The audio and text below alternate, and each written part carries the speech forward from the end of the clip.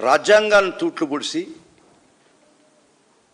ఒక వ్యక్తి స్వేచ్ఛ కానీ వ్యక్తి ప్రాణానికి కానీ విలువ కానీ గ్యారంటీ లేనటువంటి పరిస్థితుల్లో ఈ రాష్ట్రంలో మనం బ్రతుకుతున్నటువంటి పరిస్థితుల్లో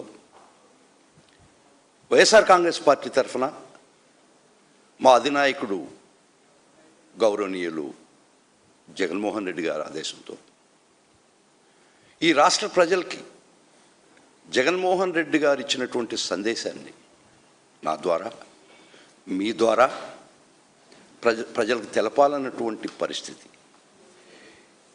ఈ దుర్మార్గమైన పరిస్థితుల నుంచి మనం ఎట్లా బయటపడదామనేటువంటి ఒక ఆలోచన జగన్మోహన్ రెడ్డి గారి మదిలో వచ్చి వారు మాకు ఇచ్చినటువంటి టిప్స్, వారు మాకు ఇచ్చినటువంటి ప్రాథమిక విషయాలను బట్టి నేను ఈరోజు మాట్లాడటం జరుగుతుంది. Everyone knows that we are here to address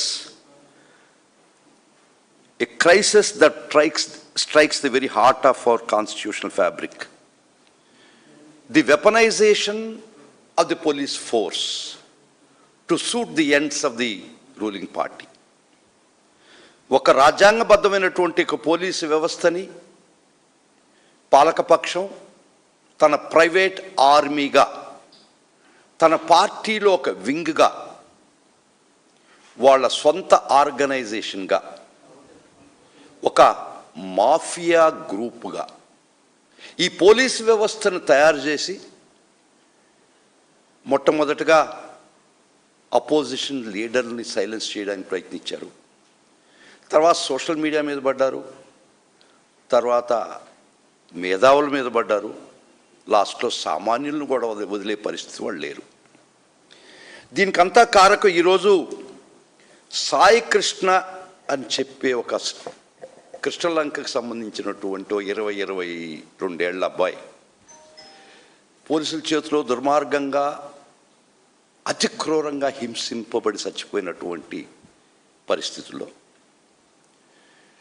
సుమారు 50 రోజుల నుంచి చెలించనటువంటి ముద్దు నిద్రపోతున్నటువంటి ఈ ప్రభుత్వానికి మా అధినాయకుడు నిన్న అక్కడికి పోయి వాళ్ళ తల్లిని విచారించి కథన రంగంలో దిగిన తర్వాత మాత్రమే ఈ ప్రభుత్వం చెలించిందని చెప్పడానికి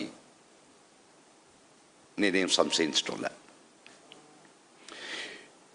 ఈ విధమైనటువంటి పతనం కొత్త కాదు ఈ రాష్ట్రానికి. ఇది ఎక్కడ బిగినైందంటే చీఫ్ మినిస్టర్ గారి కుమారుడు, గౌరవనీయ మంత్రి, దేశ ప్రధాన కార్యదర్శి టీడీపీకి వారు వేసినటువంటి విత్తనం రెడ్ బుక్ రాజ్యాంగం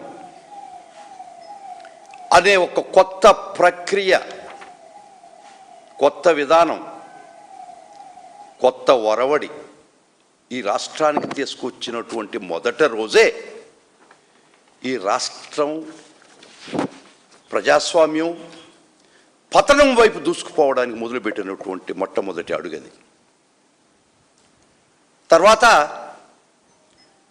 అధికారంలో ఉన్నటువంటి నాయకులు ప్రజలకి ఉపయోగపడాల్సినటువంటి నాయకులు, ప్రజల యొక్క బాగోగులు చూడాల్సిన నాయకుల భాష వింటే గుడ్డలిప్పి కొడతాం, ఎంట్రుకలు తీసేస్తాం, కళ్ళు పీకేస్తాం, డ్రాయర్లు ఇప్పి నడి రోడ్ల మీద ఉరికిస్తాం, కాళ్ళు ఎరగొట్టి మూల కూర్చొని పెడతాం అనే ఈ యొక్క భాష, అనే ఈ యొక్క ఒరవడి గతంలో ఏ రాజకీయ నాయకుడు సహజించలేనటువంటి భాష వాడినటువంటి అధికారంలో ఉన్నటువంటి నాయకులు అక్కడే పతనమైంది రాజ్యాంగం. ఆ మరుక్షణమే పతనమైంది ప్రజాస్వామ్యం. ఈరోజు ఆ పతనమైనటువంటి ప్రజాస్వామ్యం సామాన్య ప్రజలను కూడా వదలనటువంటి వాళ్ళ ప్రాణాలను కూడా నిర్దాక్షిణ్యంగా తీసే పరిస్థితికి ఈ వ్యవస్థ వచ్చిందంటే they have weaponised the police force First, to silence its opponents. Second, to silence the social media of YSR Congress Party. Third, to silence the elite people, intelligentsia. Third, lastly, they are on the common man. వీళ్ళకి ఈరోజు కృష్ణలంకలో చనిపోయినటువంటి సాయి కృష్ణ ఒక్క custodial death అది ఒక్కటే చర్చించుకుంటే కాదు,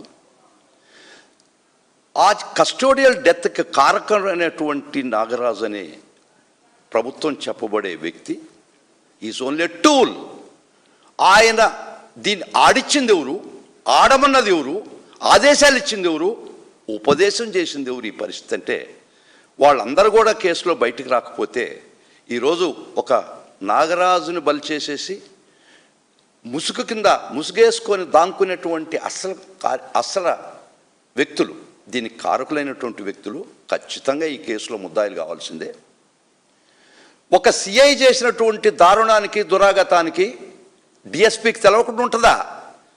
స్టేషన్లో చిత్రహింసలు పెట్టి చావు బతుకుల మధ్య వేలాడుతున్నటువంటి ఒక వ్యక్తి చనిపోయిన తర్వాత వాళ్ళు దాన్ని బాడీని దాచిపెట్టినటువంటి పరిస్థితిలో, తర్వాత చనిపోయినటువంటి శవం దహనం చేయబడ్డదని చెప్తున్నటువంటి వైనం, ఇవన్నీ పై ఆఫీసులకు తెలవదని వాళ్ళు మభ్యపెట్టదలుచుకున్నారా? ఈ పోలీస్ వ్యవస్థలో సిఐ కానించి డిఎస్పీ కానించి అందరూ ఆ స్టేషన్లో ఉండే కానిస్టేబుల్ అందరికీ బాధ్యత లేదని మీరు చెప్తే, మీరు బుకాయిస్తే ఈ ప్రభుత్వం అంతకన్నా దుర్మార్గం ఇంకోటి లేదు. ఈ పతనం వైపు ఈ ప్రజాస్వామ్యం తీసుకుపోయినటువంటి ఈ ప్రభుత్వం ఒక పోలీసు వ్యవస్థని తన సొంత ఆర్మీగా, ప్రైవేట్ ఆర్మీగా ఉపయోగించుకొని, ఈ పోలీసు వాళ్ళు కూడా ఏం చేశారంటే ఆ అధినాయకుల యొక్క స్ఫూర్తి, వారిచ్చినటువంటి ఒక ఇంధనం ఎరగొట్టి మూల కూర్చొని పెడతాం, గుడ్డలిప్పి ఉరికిస్తాం. ఇదే నాయకులు మాట్లాడాల్సిన భాష. మీరు ప్రజాస్వామ్యంలో మీకు మనుగడ ఉందా? ప్రజాస్వామ్యంలో మీకు స్థానం ఉందా? అధికారం ఉందన్నట్టు మీకు అధికార మదాంధంతో మీరు మాట్లాడినటువంటి మాటలు అవి మీ తాపేదారులు, మీ యొక్క ప్రైవేట్ ఆర్మీ స్ఫూర్తిగా తీసుకొని ఈరోజు ఎవ్వరు నోరు ఇప్పినా సరే ఇరగ్గొట్టి కాళ్ళు మూల కూర్చొని పెడతాం, గుడ్డలిపి ఉరికిస్తాం అనేది మీ యొక్క భావాన్నే వీళ్ళు ఇంధనంగా తీసుకొని, ప్రేరణగా తీసుకొని, ఉపదేశంగా తీసుకొని ప్రజల మీద పడి ధ్వంసం చేస్తున్నటువంటి పరిస్థితి. ఇది పతనమైనటువంటి రోజు నాంది, మొదటి step towards the fall of democracy. ఈ ప్రజాస్వామ్యాన్ని మీరు కూనీ చేసినటువంటి పరిస్థితి. మొదటి స్టెప్ మీరు చెప్పినటువంటి రెడ్ బుక్ రాజ్యాంగంతో బిగినైందని చెప్పడానికి నాకే సంశయం లేదు.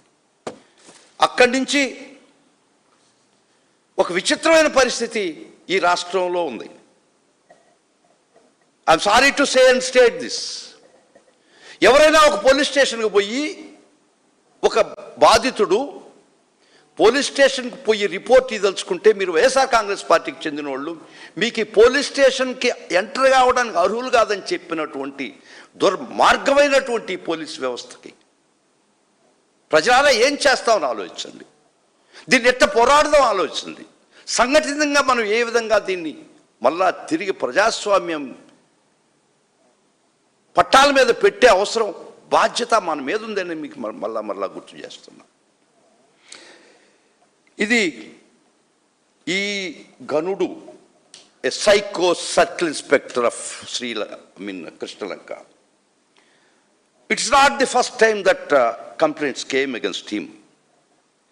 ఒక పాపం దళితుడు ప్రతాప్ రైట్, ఎస్ ప్రతాప్ అనే ఒక దళితుడు, ఈ వీడియో చూస్తే ఏం చేయాలి వీళ్ళని. క్రాంతి కుమార్ అనే ఒక దళితుడు తను ఫ్యూ మినిట్స్ చనిపోకముందు, నేను వీడియో చూశాను, ఒక మనిషి జన్మెత్తినటువంటి ఎవడైనా సరే చెలించడా, మీ మీద తిరుగుబాటు చేయడా? ఇది ఒక్కసారి చూసినటువంటి ఈ రాష్ట్రంలో ప్రతి పౌరుడు చూసినటువంటి మీరు చూస్తే కడుపు మండదా? చెప్పండి, మీరు చూపిస్తా మీకు. క్రాంతి కుమార్ పాపం అతను చెప్తాడు వీడియోలో. Would you kindly play this video for me please? Kindly play this video for the public, for this entire people of the state.